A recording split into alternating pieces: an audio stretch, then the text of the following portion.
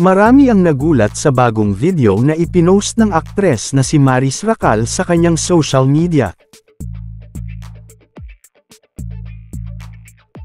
Ipinakita ni Maris sa madlang people ang bagong style ng buhok niya kung saan makikitang hindi pantay ang pagkakagupit sa kanyang bangs.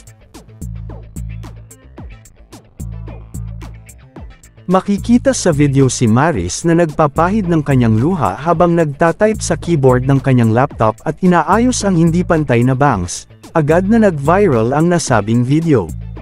Binigyan naman niya ng warning ang lahay ng kanyang followers na nagbabalak gupitan ang kanilang buhok dahil maraming pwedeng mangyari sa isang maling galaw lamang.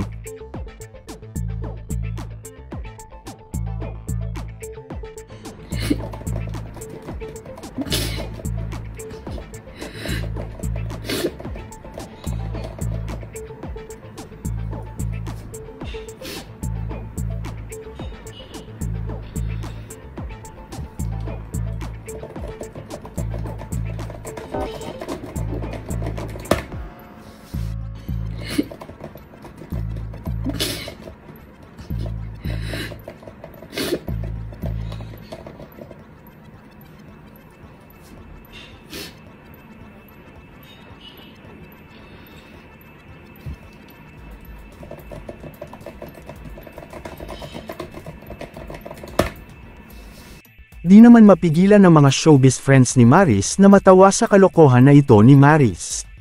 Narito ang kanilang komento.